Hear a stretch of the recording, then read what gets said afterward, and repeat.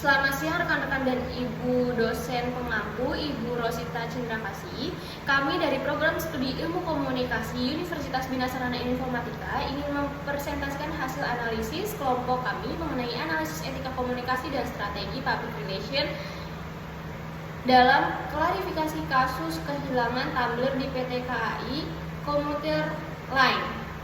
Sebelum masuk ke materi, perkenalkan anggota kelompok kami ada saya Hikmatus Syifa dengan 44240833 bersama rekan-rekan saya Cahaya Kirani, Kairani Mahesa, dan Muhammad Cikal. Mari kita bedah bagaimana sebuah krisis kecil bisa menjadi tantangan besar bagi sebuah instansi.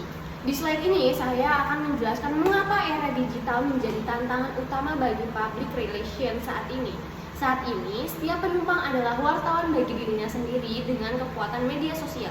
Sebuah keluhan kecil dapat menyebar secara real time dan menciptakan opini publik yang masif sebelum perusahaan sempat bernapas.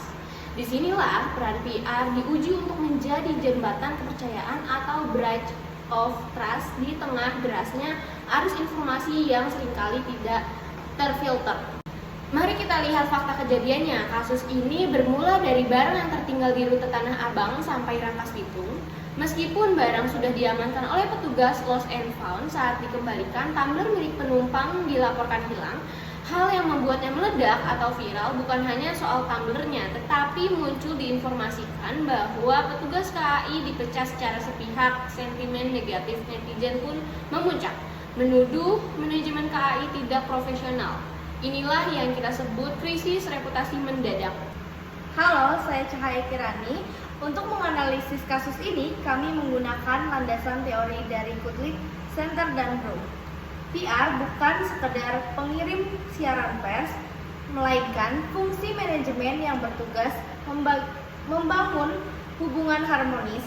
Dalam konteks KAI, PR harus mampu menjalankan fungsi krisis komunikasi, sebuah strategi untuk meredam dampak negatif agar kepercayaan masyarakat yang sudah dibangun bertahun-tahun tidak runtuh hanya karena satu insiden viral. Mengapa media online sangat beresiko? Seperti yang kita lihat pada grafik di samping, viralitas isu ini mencapai tingkat yang sangat tinggi.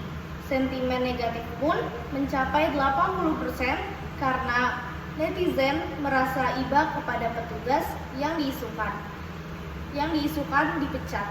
Media online menjadi pedang bermata dua. Ia bisa menyebabkan masalah dengan cepat, namun jika dikelola dengan etika yang benar, ia juga bisa menjadi alat klarifikasi yang paling efektif. Slide ini menjelaskan teknik penelitian kami.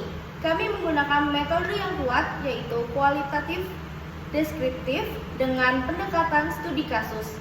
Kami mengumpulkan data primer dan pernyataan resmi dari Humas KAI dan data sekunder dari portal berita yang terpercaya seperti Tempo dan Suara.com.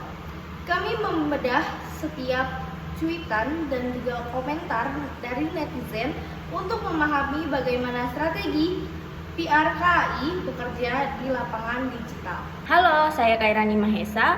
Strategi PT KAI dalam menangani kasus ini cukup komprehensif. Pertama, mereka melakukan respon cepat melalui platform X dan Instagram. Kedua, mereka tidak hanya bicara di medsos, tapi melakukan mediasi humanis, mempertemukan penumpang dan petugas secara langsung.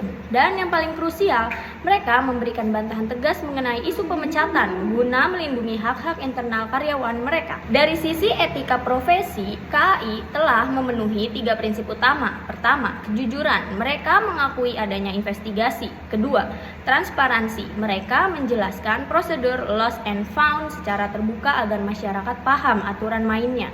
Dan ketiga, profesionalisme. Humas KAI tidak terbawa emosi netizen yang menghujat, melainkan tetap memberikan jawaban yang tenang dan solutif. Pesan yang disampaikan PR KAI memiliki 3 karakteristik, yaitu pesan informatif untuk menjelaskan fakta penemuan barang, pesan persuasif untuk menjanjikan perbaikan layanan agar penumpang merasa aman kembali, dan pesan defensif untuk melindungi reputasi perusahaan dari berita hoaks atau disinformasi terkait pemecatan petugas. Halo, saya Muhammad Cikal. Berdasarkan analisis sentimen kami, 75% masyarakat akhirnya menerima klarifikasi tersebut setelah mengetahui bahwa tidak ada pemecatan petugas.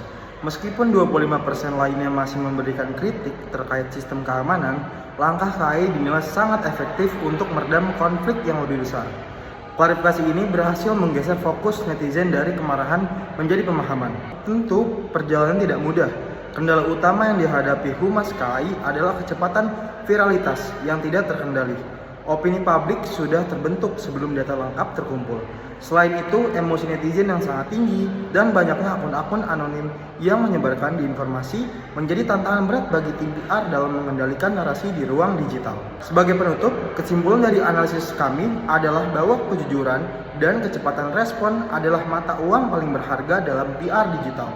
Kasus Tumblr ini mengajarkan bahwa sinergi antara klarifikasi online dan pendekatan humanis secara offline adalah solusi terbaik. Terima kasih atas perhatiannya. Sekian presentasi dari kelompok kami. Kami kembalikan kepada Ibu Rosita dan rekan-rekan jika ada pertanyaan. Terima kasih.